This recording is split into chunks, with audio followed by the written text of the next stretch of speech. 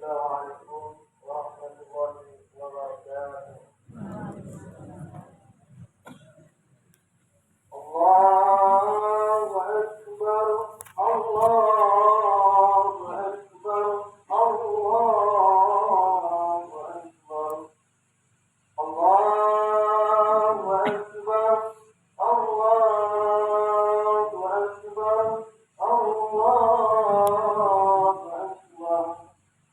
Allahu Akbar, Allahu Akbar, Allahu Akbar. Alhamdulillah, Alhamdulillah Rabbil Alamin. Wassalatu wassalamu ala Rasulillah Sayyidina wa Maulana Muhammadin ibn Abdullah wa ala alihi wa sahbihi wa man tabi'ahu wa mawala. أشهد أن لا إله إلا الله وأشهد أن محمدا عبده ورسوله الذي لا نبي بعده. أشهد أن لا إله إلا الله وأشهد أن محمدا رسول الله. اللهم صل على سيدنا محمد وعلى آل سيدنا محمد. وقال الله تعالى في كتابه الكريم: أعوذ بالله من الشيطان الرجيم. بسم الله الرحمن الرحيم. يا أيها الذين آمنوا اتقوا الله حق تقاته ولا تموتن إلا وأنتم مسلمون.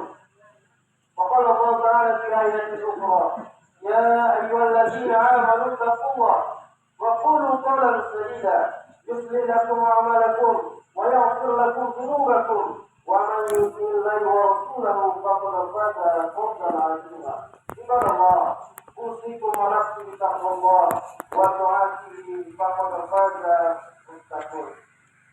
Hadirin sidang jamaah sholat Idul Adha yang dimuliakan oleh Allah Subhanahu wa Ta'ala. Di hari yang cerah ini kita semua berbahagia menyambut datangnya sholat Idul Adha. Tapi di sisi lain kita merasa sedih, kita merasa murung karena ada sosok yang tak lagi nampak di depan mata kita. Ada orang-orang yang senyumannya masih terbayang di pupuk mata. Ada orang-orang yang sangat berjasa dalam hidup kita yang tak dapat kita balas budi baiknya. Sampai kapanpun hari ini mereka tak lagi ada di depan kita. Jangankan untuk memeluk tubuhnya yang rapuh, jangankan untuk mencium tangannya yang sudah mulai keriput. Hari ini kita hanya dapat datang untuk putaranya, membacakan dua patah doa, berkirimkan al-fatihah kepada mereka yang telah mendahului kita, sayang kita kepada mereka, tapi ada yang lebih sayang kepada mereka, tak lain dan tak bukan Allah Subhanahu wa Ta'ala. Hari ini kurang lengkap rasanya kebahagiaan ini, karena tak ada lagi sosok seorang ayah yang mencari nafkah, melumpuh kulitnya di bawah panas terik matahari untuk mencari sesuap nasi, menyekolahkan kita, membesarkan kita. Hari ini tak lagi ada sosok seorang ibu yang dulu melahirkan kita. Kita tombol rahimnya 9 bulan 10 hari. Habis itu dia melahirkan kita. Dia korbankan jiwanya, wahdan ala wahdin, sakit yang tak dapat diceritakan. Mereka melahirkan kita dan mengalir air susunya di dalam tubuh kita. 2 tahun kita merompang menyusu kepadanya dan mengalir air susu itu di dalam darah daging kita. Maka hari ini mari kita usir rasa sedih itu, kita usir rasa takut itu. Mari kita usir rasa sedih yang datang menghampiri jiwa kita yang bertakbir: Allahu Akbar, Allahu Akbar, Allahu Akbar, walillahil hamd. Idul Adha. Kenapa dia disebut dengan Eid? Karena dia hari raya. Kenapa dia disebut dengan Eid? Karena dia yang pernah datang tahun lalu, dia datang lagi di tahun ini. Dan insya Allah dia akan datang di tahun yang akan datang. Tapi tidak ada jaminan bagi kita bahwa kita akan berjumpa dengan Idul Adha yang akan datang. Maka hari ini berganti Idul Adha telah kita lalui. Berkali-kali Idul Adha telah kita laksanakan. Lalu apa hikmah yang dapat kita ambil dari Idul Adha ini? Banyak sekali. Tapi melalui khutbah singkat ini ada 3 besar pelajaran hikmah yang dapat kita ambil dari kehidupan perjalanan Nabi Ibrahim alaihissalam. Yang pertama yang dapat kita ambil dari perjalanan kehidupan Nabi Ibrahim alaihissalam yang pertama adalah bahwa orang yang paling dekat dengan Allah ujian itu tak akan pernah berhenti untuk datang. Kenapa Ibrahim yang bergelar Al-Khalil? Kenapa Ibrahim yang bergelar Al-Khalil? Orang yang paling dekat dengan Allah. Al-Khalil, orang yang paling dicintai oleh Allah. Al-Khalil, orang yang paling disayang oleh Allah. Tapi ujian itu tak pernah berhenti untuk datang menghampiri. Ujian yang pertama yang dirasakan oleh Nabi Ibrahim alaihissalam, ujian itu datang dari ayah kandung. Dan sudah kita ketahui anaknya sebagai Rasul utusan Allah, menyampaikan ajaran Allah, meluruskan akidah dan keyakinan umat manusia pada masa itu. Dan siapa yang pertama kali menantang ajaran Nabi Ibrahim alaihissalam? Yang lain dan tak bukan ayah kandungnya sendiri. Ayah kandung yang sudah kita ketahui bukan hanya sekedar kafir menyembah patung berhala, tapi ayah Nabi Ibrahim adalah arsitektur utama pembuatan patung berhala itu, sekaligus menyembah patung berhala itu.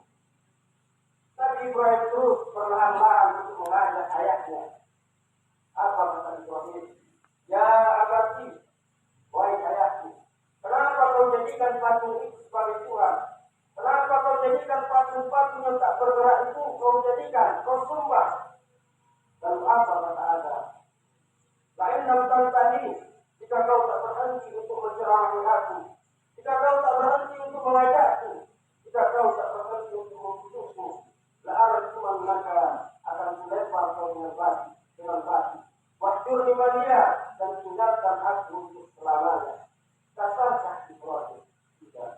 Ibrahim tetap menjawab, Astaghfirullah Rabbi, aku akan tetap memintakan ampun kepada Allah atas dosa-dosa mengenai ayahku. Tidak ada ujian yang paling berat yang dirasakan oleh Nabi Ibrahim ketika berhadapan bukan dengan orang lain, bukan dengan penguasa, bukan dengan sanak famili yang jauh, tapi tak lain dan tak bukan ayah kandungnya sendiri. Berhadapan dengan ayah kandung dulu, ujian yang kedua pun datang dari seorang penguasa yang zalim, yang kekuasaannya diceritakan dalam kitab sejarah. Arba'an mi'atis sana, 400 tahun dia berkuasa, Darul wa Barqan, dari belahan timur dunia sampai ke belahan barat dunia.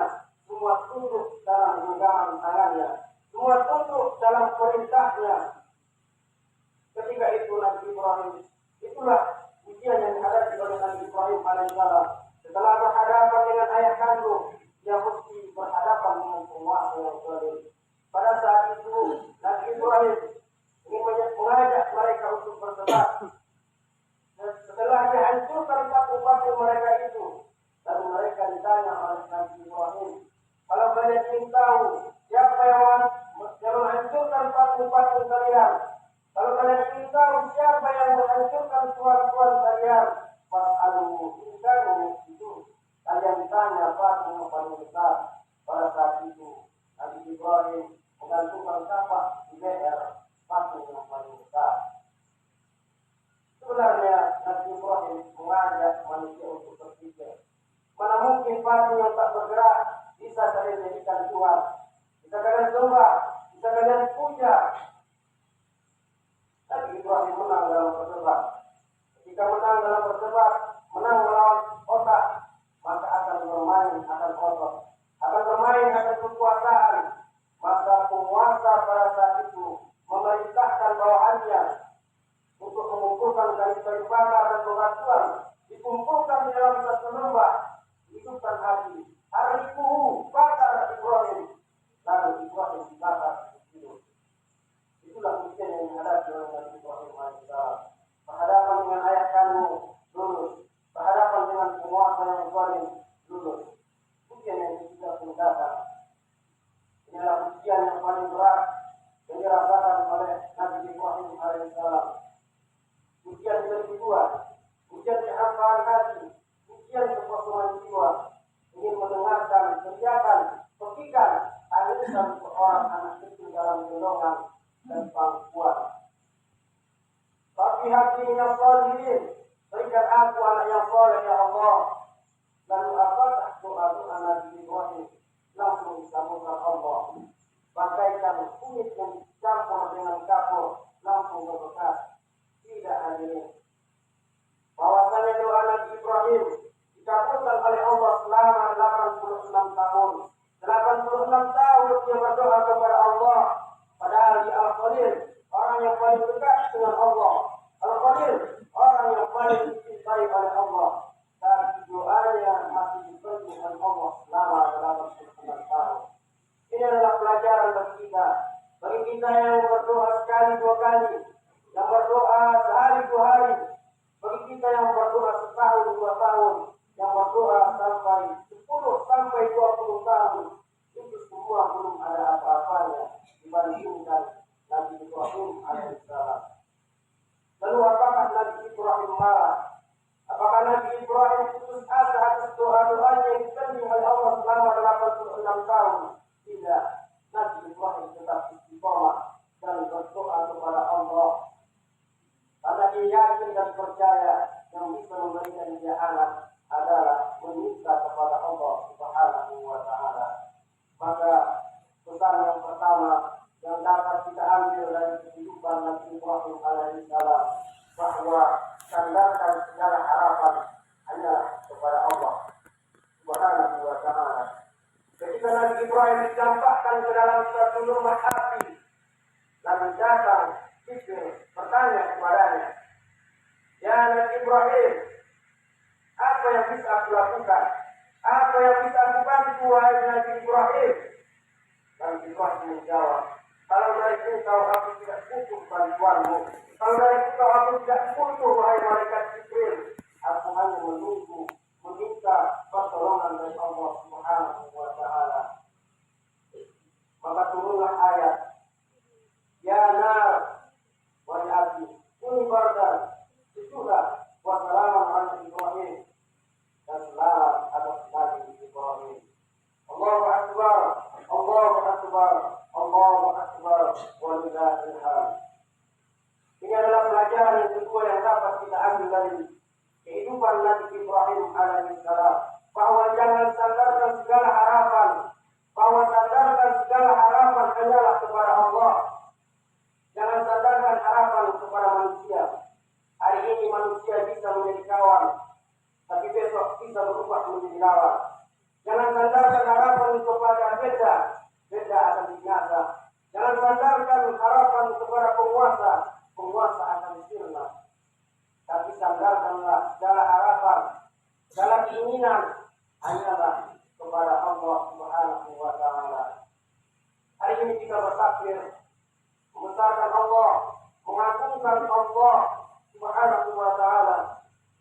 Tapi mengagungkan Allah Subhanahu wa Ta'ala, lalu apapun ujian yang kita lakukan, apapun ujian yang kita hadapi, apapun bencana, musibah yang kita alami hari ini, apapun kekurangan, kepedihan yang kita rasakan hari ini, maka mintalah kepada Allah, berdoalah kepada Allah, sandarkan segala harapan itu hanyalah kepada Allah Subhanahu wa Ta'ala. Besarkan Allah dalam hatimu, maka dunia akan terasa kecil. Besarkan Allah dalam hatimu, maka ujian yang kau hadapi akan terasa ringan untuk kau jalani. Karena kita bersama dengan Allah Subhanahu wa Ta'ala. Kami dimuliakan oleh Allah Subhanahu wa Ta'ala. Kalau Allah tidak ada, maka disitulah dunia ini akan terasa sempit. Sayyidina Abu Bakar As-Siddiq ketika bersama Rasulullah SAW berada di dalam suatu gua yang dikepung oleh rombongan pasukan kafir Quraisy. Lalu pada saat itu Abu Bakar menggigil karena dia tahu bahwa dia sudah dikepung, bahwa dia sudah pasrah bahwa dia akan mati di tangan orang-orang kafir. Tapi Nabi tahu, la tahzan, jangan takut, la tahzan, jangan takut wahai Abu Bakar. Inna Allah ma'ana, sesungguhnya Allah itu bersama kita. Besarkan Allah dalam hati kita, besarkan Allah dalam hati kita, maka kita ikut besar. Hari ini kita dimuliakan oleh orang. Kita dimuliakan bukan karena kita besar. Kalaulah kita dimuliakan karena besar, tapi tentu lebih besar. Tapi hari ini tapi kita sendiri. Kalaulah kita dihargai karena keras suara, maka onta lebih keras suaranya. Tapi hari ini onta disebut oleh orang. Hadirin yang dimuliakan oleh Allah Subhanahu wa Ta'ala. Pelajaran yang ketiga yang dapat kita ambil dari kehidupan Nabi Ibrahim alaihissalam, bahwa puncak daripada cinta ketika sanggup untuk berbagi. Puncak daripada cinta ketika sanggup untuk berbagi. Cinta kepada anak, cinta kepada harta. Ketika kita cinta kepada harta, puncak cinta kepada harta bukan harus memiliki, tapi puncak cinta kepada harta ketika kita sanggup untuk berbagi. Maka bagikanlah harta kita kepada orang yang membutuhkan. Kalau kita cinta kepada anak, maka puncak daripada cinta kepada anak itu ketika kita sanggup memberikan, mengajarkan pendidikan agama kepadanya. Sekolahkan dia kepada pondok pesantren, sekolah agama, kirimkan dia sejauh mata memandang, maka dia akan terbang seperti burung elang yang terbang di pagi hari, maka dia akan pulang di waktu petang karena dia tahu di mana tempat sarangnya. Begitu pula dengan anak-anak generasi, maka sekolahkanlah mereka. Maka sekolahkanlah mereka ke tempat sekolah agama yang berilmu pendidikan agama. Bagaimana hadahnya nanti kampung kita ini kalau tidak ada di generasi yang memegang ilmu pengetahuan untuk menunjukkan, untuk membawa kita, untuk menyelamatkan kampung kita ini. Karena lain yang tak bukan mereka akan membawa kita, yang akan mengajarkan kepada kita. Di hari yang Idul Adha ini, momentum Idul Adha ini, kita belajar dari kehidupan Nabi Ibrahim alaihissalam bahwa puncak daripada cinta bukan memiliki, puncak daripada cinta bukan menguasai, puncak daripada cinta bukan untuk bersama, untuk selamanya. Begitu pula dengan Nabi Ibrahim alaihissalam, ketika 86 tahun dia nanti anaknya, maka rasa sayang itu timbul kepada anaknya. Rasa ingin bersama, rasa ingin memiliki untuk selamanya. Tapi Allah berkata lain. Ketika itu Allah menguji Nabi Ibrahim. Allah minta anak Nabi Ibrahim. Jika kita hari ini, Allah tidak meminta anak kita. Allah tidak meminta harta kita. Allah tidak meminta apa yang ada dalam kehidupan kita. Tapi Allah meminta pengorbanan yang ada dalam diri kita kepada Allah Subhanahu wa Ta'ala. Maka ketika itu Nabi Ibrahim pasrah. Setelah 86 tahun dinanti-nanti, maka anak itu pun kembali dipanggil oleh Allah Subhanahu wa Ta'ala.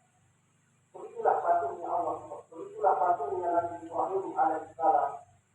Hadirin yang dimuliakan oleh Allah Subhanahu wa Ta'ala.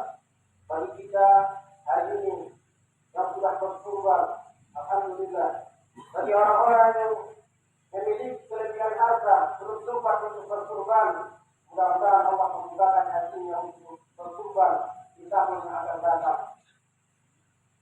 Bagi Bagi orang-orang yang tidak sanggup untuk berkurban, maka berdoalah kepada Allah, mintalah kepada Allah, lapangan rezeki, dibukakan pintu-pintu hati kita agar tetap terus bersemangat beribadah kepada Allah Subhanahu wa taala, dan kita berdoa kepada Allah agar kita insya Allah akan dapat melaksanakan ibadah kurban di tahun yang akan datang. Mungkin cukup sekian khutbah singkat yang dapat kami sampaikan. Mudah-mudahan dapat bermanfaat bagi kita semua, terutama bagi penulis sendiri yang menyampaikan, dan dapat terinspirasi bagi kita semua agar tetap terus meniru apa yang dilakukan, apa yang dikerjakan, apa yang dihadapi dalam kehidupan Nabi Ibrahim alaihi salam. Hadirin yang dimuliakan oleh Allah Subhanahu wa taala, yang terakhir, kita sebagai rakyat tentu memiliki harapan-harapan yang besar. Yang pertama, tetap terus meningkatkan nilai-nilai keagamaan di kampung kita ini. Yang kedua, tetap terus meningkatkan kesatuan dan persatuan kita sebagai rakyat. Dan yang ketiga, tetap terus bekerja keras, banting tulang, paras keringat untuk menata hari esok yang lebih baik dan lebih pasti daripada hari-hari sebelumnya. Inaksamtul amrusikum, wa inaksamtum malahan. Jika kamu berbuat baik, maka kebaikan itu akan kembali kepada dirimu. Tapi jika jahat dan berbuat, maka itu pun akan kembali kepada dirimu juga. Fa'tadiru ya bil 'alba, la'allakum turhamun.